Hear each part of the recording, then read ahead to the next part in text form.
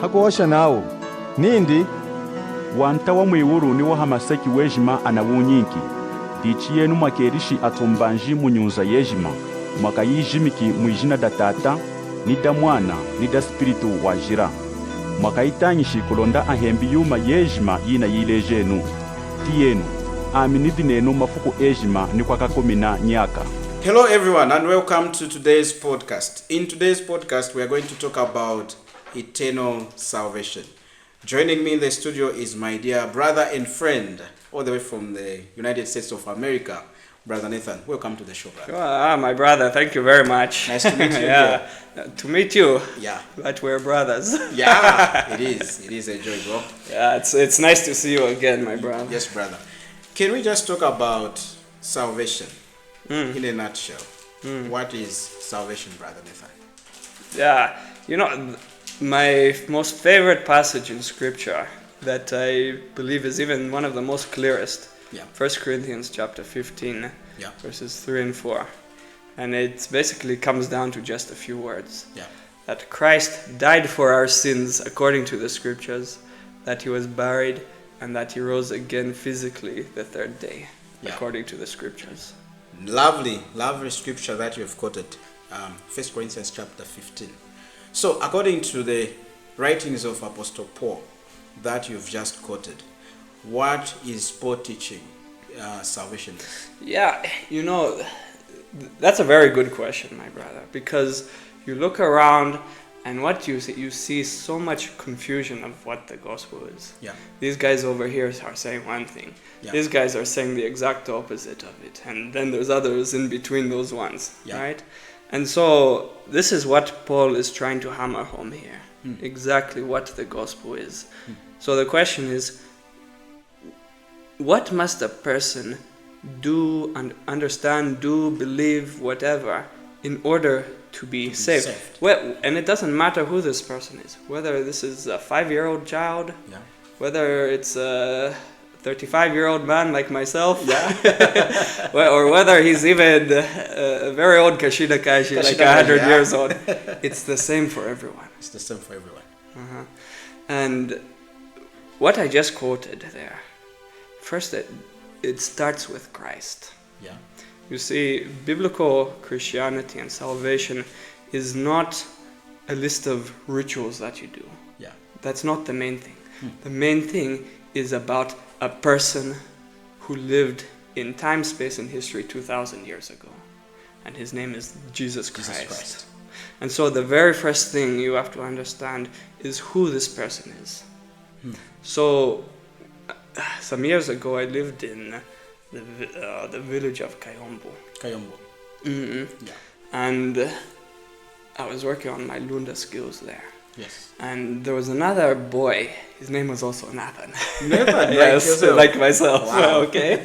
So now it got a bit confusing because sometimes you would hear someone in the village or just in the home I was staying in saying, Nathan, try kuno. So Were you thinking they were calling you? so I come running to that person only to find that, oh no, sorry, I didn't mean Nathan Chindeli, I meant Nathan Mutuwila. Wow. So you can see, if you're not clear about who the person is, you can cause confusion. That is true. The Apostle Paul in, I believe, 2 Corinthians chapter 11, he says that if you do not believe in the correct Jesus, and I'm paraphrasing here, this is the loud and loose paraphrase, Yeah. that if you do not believe in the correct Jesus, then you are not saved. So who is the Lord Jesus Christ? Some would say he's just a man or a prophet. Some would say, no, he's even Michael the Archangel. Others would say that he is God in the flesh. And the very simplest place to look, and there's many different verses for this, is John chapter 1. John chapter 1. John chapter 1 verse 1 says, in the beginning was the Word, and the Word was with God, and the Word was God. Okay, now Brother Nathan, you've said the word, but you didn't say anything about Jesus Christ. Yeah, you've just quoted John chapter 1. Yes. When you introduce us to John chapter 1, what are you trying to get at? Yeah. So the question is, who is the Word? Yeah. You read down to verse 14. Yeah. It tells us exactly who the Word is. What does verse 14 say? It says, "And the Word became flesh and dwelt among us, and we beheld his glory, the glory of the only begotten of the Father, full of grace and truth." The Word that was with God in the beginning, the Word who is God, Who is God, became flesh Who is that and person? dwelt among us. There's only one person in all of human history who has done that. That is the Lord Jesus Christ. That is the Lord Jesus Christ. Yeah. And so when you combine these two verses together, you see exactly who the very essential nature of the Lord Jesus Christ. Yeah. For us, as you, Kennedy, and myself, Yeah. we only have one nature. Yeah. That is as human beings, just like everyone else on this planet.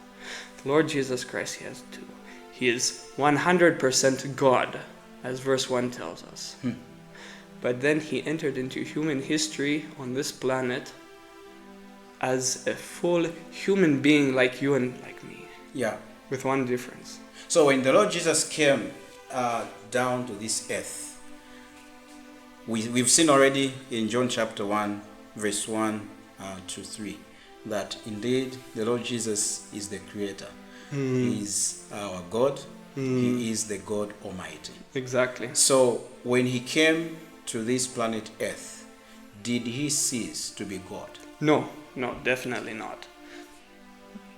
He was God, and he always was God and will always be God. And he is God currently. He's God forever. Yes. I like the way Philippians chapter 2 speaks of this. Yeah. It says that the Lord Jesus Christ did not consider it robbery to be equal with God. Now, that's kind of a strange phraseology there. It is. Because what does it mean that he did not consider it robbery? Now, for you and for me, if I considered myself God, that would be robbery. It is. Because I'm not God.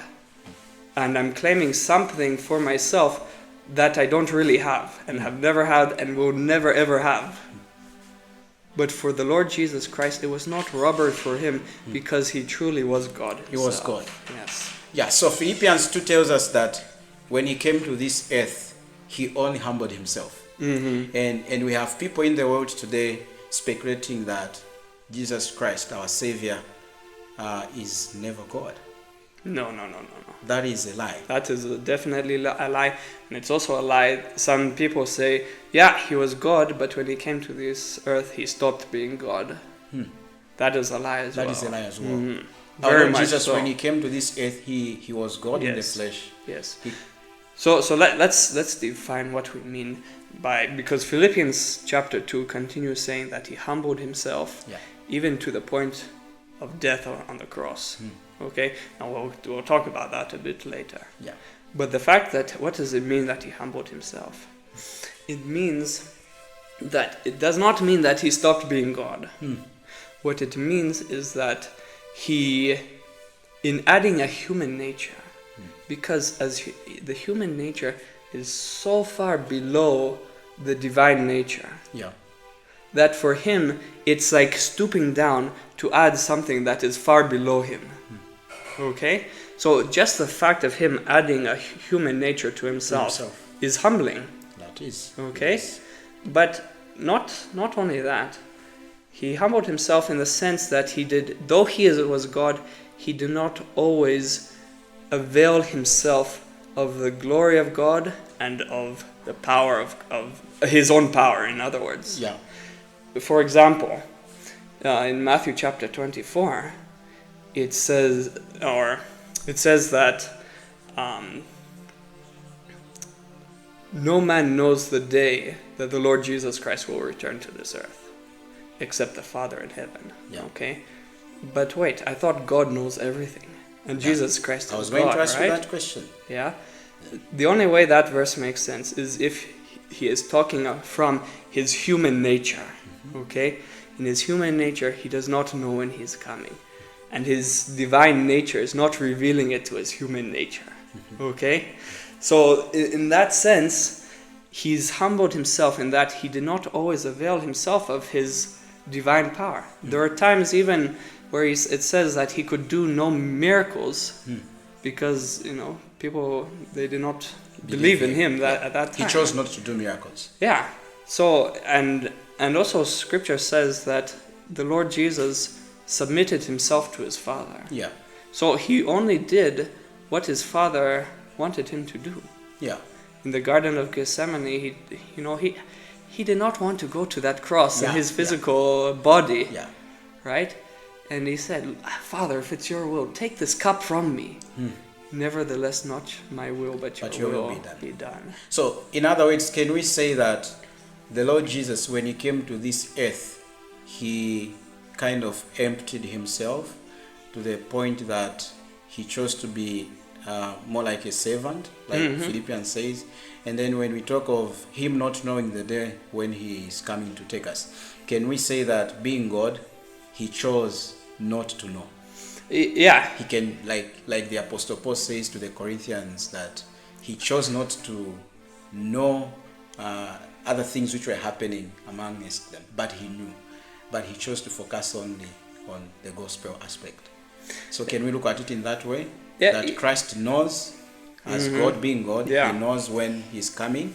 But when he was in this human body, he chose as God not to know, not to reveal it to his disciples. Or even not to use his divine power to do miracles and stuff. Sometimes he only did those things as the Father allowed him to do it. Yeah, like our friends the Muslims would use that verse to say, how can your God not know when he's coming to take you? Exactly. Right? But we know, as you've well alluded to it, that the Lord Jesus being God, he knows. Yeah.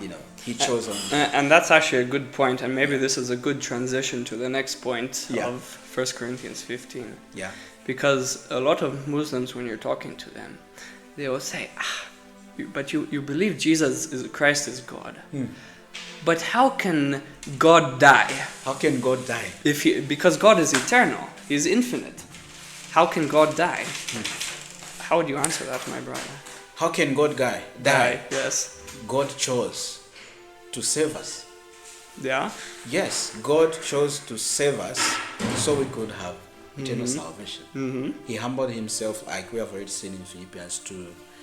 And that does not mean he's not God. He proves that he's God by his resurrection. Yeah, but it also shows the importance of him taking on a human nature. I agree. Because a human nature is able to die. Very true. Very true.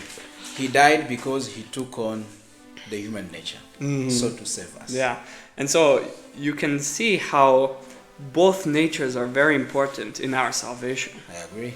Because the human nature, it allows him to die, as we've said.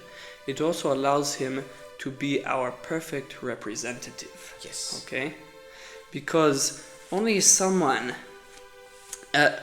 another human being could really pay the price for the sin of another human being.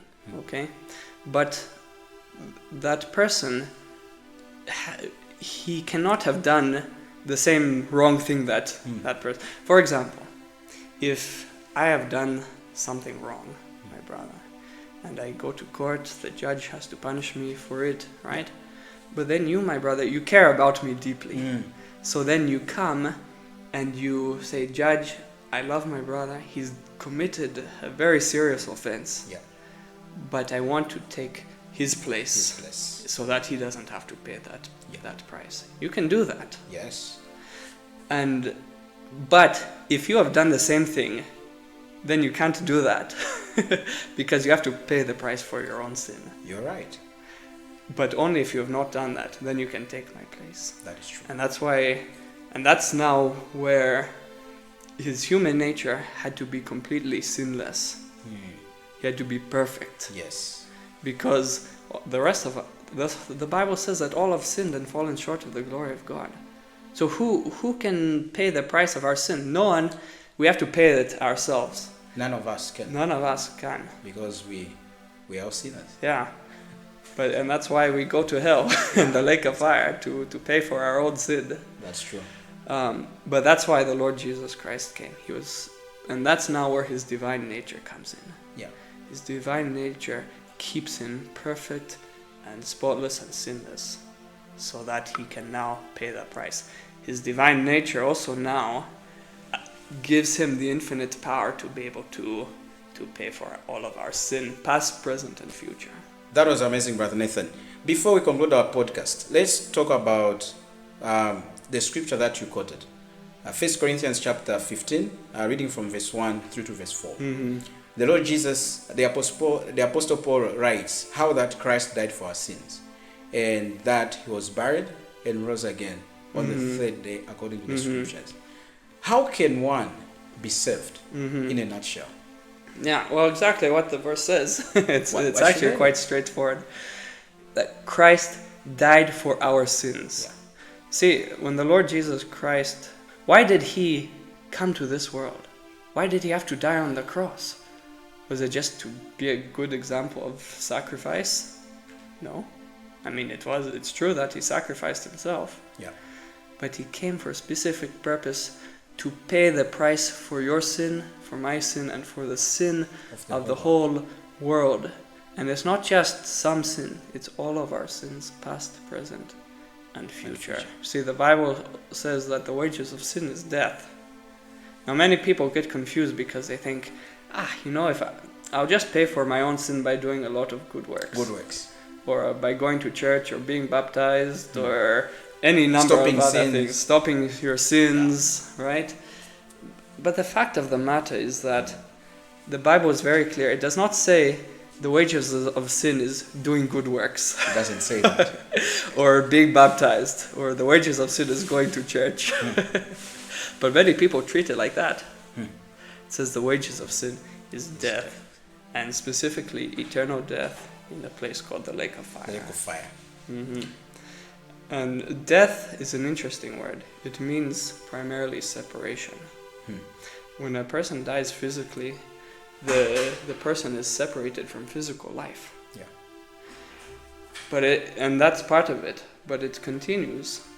Eternal and spiritual death is separation from God, who is the source of all life, forever and ever, in a place called the lake of fire.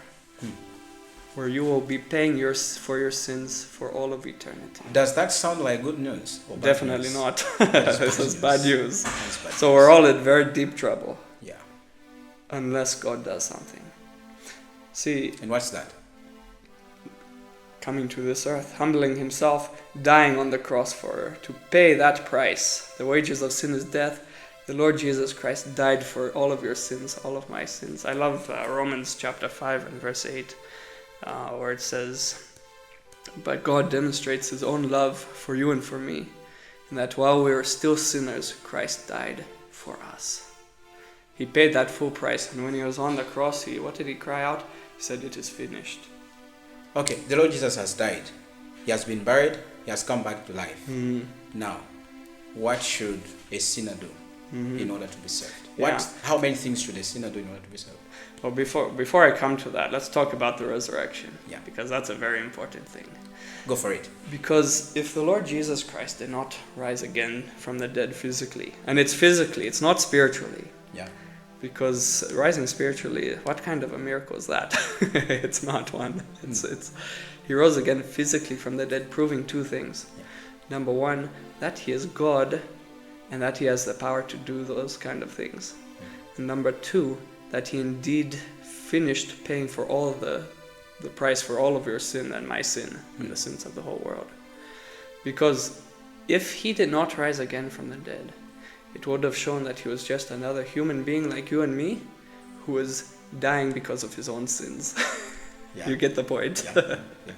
Okay, so the resurrection of Christ. If the Apostle Paul later in 1 Corinthians 15 says, if Jesus Christ did not rise again from the dead, then your faith and my faith is in vain. In vain. Yeah, there's no point. There's no point. We might as well just eat, drink, and be merry because tomorrow we die. We die. Okay? But it is a historical fact that the Lord Jesus Christ did rise again from the dead. He even says that more than 500 people saw him alive on that day. Yeah. Now, in a court of law, and even in the Old Testament, they required that you have at least 2 or 3 witnesses, right? Yeah. Here we have more than 500 people who saw him alive. That is great proof. Enough proof. Definitely. Yeah, and another one is that his own enemies who put him to death could not find the body. They didn't produce the body to prove and then they made up lies. Yeah. They fabricated lies. So if the disciples made lies that Jesus rose again from the dead, it would have been very easy to disprove it. Yes. To prove that they are liars by simply producing the body. Exactly. But they never did. They never did. Yeah. Thank you. And so coming back to your point, Yes. which was what? What or how many things should a sinner do in order to be saved? Yeah. What should a sinner do in order to be saved? That's a very great question. In Romans, it says, and we said the first part, the wages of sin is death. But the gift of God is eternal life through Jesus Christ our Lord. Now, I emphasize that word gift. Because a gift, what is a gift? How would you define a gift, my brother? A gift is something you don't work for. Something given to you freely. Yeah. No effort of yourself. Exactly. You don't pay money for it. No. You don't do any kind of work for it. You don't pray for it. You don't pray for it. You don't ask for forgiveness for it. Go ahead. The only thing you do is you receive it. Exactly. And you say thank you very much. So how can one receive this salvation that Yeah. we're talking about? Ephesians chapter 2 verse 8 and 9. For by grace are you saved through faith, and that not of yourselves, it is the gift, there's that word gift again. It is the gift of God, not of works, lest anyone should boast. So that's the main point. You don't do work for a gift. You don't pay money for a gift. You don't do anything for a gift except receive it. How do you receive it? Well, first it's by God's grace that He is offering this gift to you and to me. Yeah. The gift of eternal life. Yeah. Okay, grace simply means unmerited favor. Yeah. Favor from God that we do not deserve. We do not deserve eternal life. We deserve the lake of fire for all of eternity. But God in His grace has offered us the gift of eternal life because the Lord Jesus Christ paid the price for all of our sins on the cross. For by grace are you saved through faith. Faith is the only requirement needed to receive this gift of eternal life. Faith simply means to trust, to believe, to rely on, to have confidence in, to depend upon someone or something. Yeah. In this case, you're depending, you're relying on the Lord Jesus Christ and the fact that He paid for all of your sins on the cross, past, present, and future. Yeah. An illustration of this is like a person who sits on a chair. They are having faith in that chair. They're relying on that chair to hold them up so they don't fall. In the same way, we are having faith in the Lord Jesus Christ and His death on the cross and physical resurrection to save us, to give us eternal life, and to take us to heaven. Amen. And the final point is, and faith, trust, believe, they're all the same thing, different words for the same thing. And John 5 verse 24 says this. The Lord Jesus said, "Truly, truly I say to you, he who hears my word and believes in Him who sent me has everlasting life, and shall never come into judgment, but has passed from death into life." When does a person pass from death into life according to that verse? When one believes that God sent Christ to die for their sins. Yes, the moment a person believes, at that moment they receive eternal life. So when they receive this eternal life, can they lose it if they happen to sin 5 more times? Well, let me ask you, Yeah. how long does eternal last? It is forever and ever. It goes on forever It and has ever. no- Yeah. Yeah, it So doesn't end. so if you receive eternal life the moment you believe, you can never lose it because it goes on forever and ever. If it's possible to lose it, the Lord Jesus should have said something like temporary life. Yeah. But it goes on. And He never said, "I'll give you plastic life." He said, "I'll give you eternal life." Yeah, he gives you eternal life. Eternal life. Some people think, okay, yes, the Lord Jesus gives eternal life, but I'll receive eternal life when I die. No. No, even though you've believed years before you die, Yeah. but you receive it when you die. No, that's not what that verse says. It says the moment that you believe is when you receive eternal life. Thank you, brother, for coming to the studio so that we can discuss this important subject. And it has been a pleasure hosting you, brother. It's my pleasure, my brother. So nice to be with you Until again. next time. Bye-bye, bro. Bye. Thank you, everyone, for the time spent hearing, Nathan and I discuss this important subject of salvation and how to receive it. Indeed, Acts chapter 16, verse 30 tells us that believe on the Lord Jesus Christ and you'll be saved. Salvation is by God's grace, indeed, through faith in our Savior, the Lord Jesus. Because the Lord Jesus has done everything for us. Having died for our sins, he was buried and rose again on the third day according to the scriptures. So God is commanding us to believe in his Son, the Lord Jesus, if we are to be saved and have everlasting life. Until next time, you've been with me, your friend Wana Kenneth Kajinga. I say bye-bye.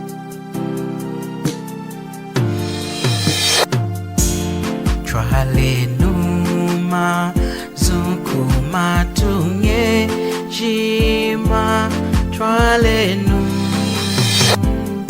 o tralenu sangu yaku kenga kwa mwanta Yesu tralenu o tralenu o tralenu tralenu masukuma tunga ejima aeseki mutena wakuyitongekela ejima